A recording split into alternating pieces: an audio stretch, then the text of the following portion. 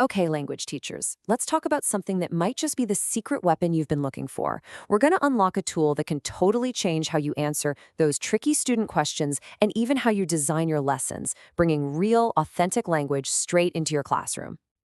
You know the scene. You've been there, I've been there, we've all been there. You're in the zone, the lesson is going great, and then a question pops up that the textbook just doesn't have a good answer for. A hand shoots up, and a student asks something brilliantly nuanced, like, so what's the real difference between however and on the other hand? And you know there's a difference, a feeling to it, but the grammar book's explanation just falls flat. And that right there is the heart of the matter, isn't it? Our textbooks are great, they give us these nice, clean rules, but the language people actually speak and write out there in the world, well, that's all about patterns, context, and what just sounds right. So, how do we get from the clean rule to the messy, beautiful reality? Well, the answer is an amazing field called corpus linguistics. Think of it as a completely new kind of evidence you can bring to your students. So, what in the world is a corpus? It sounds complicated, but it's not. Put simply, it's a giant digital collection of real language. We're talking millions and millions of words from books, articles, websites, and even transcripts of actual conversations. The easiest way to picture it? Imagine a massive searchable library of real language. So instead of looking up a word in a dictionary for its definition, you can see hundreds, even thousands of examples of how people are actually using it out in the wild. And what does this giant library show us? Well, three really crucial things. First, frequency. How often is a word really used? Is one phrase way more common than another? Second, collocation. Which words are best friends? Which words just love to hang out together? And third, context.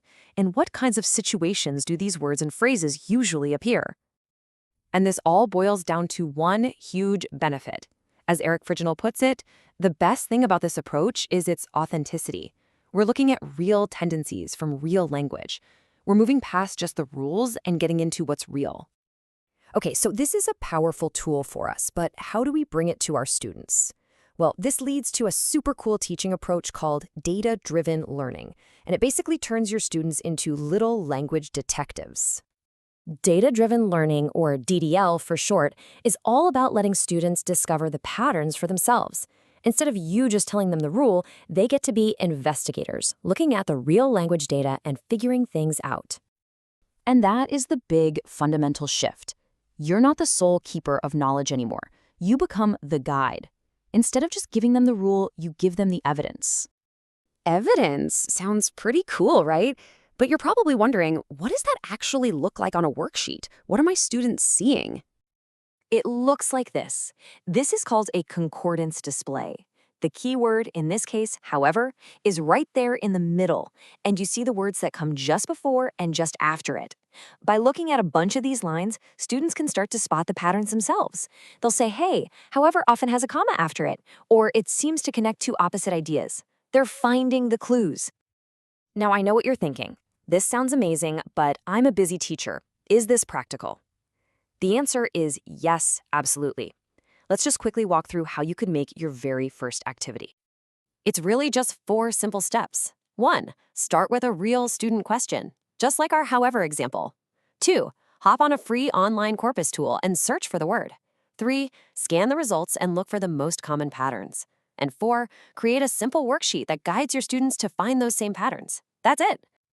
And these activities don't have to be super complex. We're talking simple stuff. A fill-in-the-blanks worksheet, but using real sentences from the corpus. Or an activity where they sort sentences to see the different ways a word is used. They could even just hunt for the most common word partners. So easy to set up. So, are you ready to try it? Let's get your toolkit ready. There are some incredible, and more importantly, free resources out there to get you started. You're going to want to check these out. COCA is the big one. The Corpus of Contemporary American English. It's massive. Skell is fantastic because it's designed specifically for language learners. LexTutor has a whole bunch of amazing vocabulary tools. And AntConc is a program you can download to analyze your own texts. Imagine analyzing your students' essays to see their common patterns. So when you step back and look at the big picture, you really see the change in thinking. We're moving away from the teacher just providing a rule and moving towards students discovering the patterns. We're going from something based on intuition to something based on real, authentic evidence. It's the difference between memorizing and exploring. You know, this really is more than just another teaching technique. It's a whole new way to look at language itself. It empowers you and your students to explore the living, breathing, always changing reality of language together. This whole approach just sparks so much curiosity and critical thinking. It turns your classroom into a kind of linguistic laboratory. So the only question left is, what language mysteries are your students going to solve next?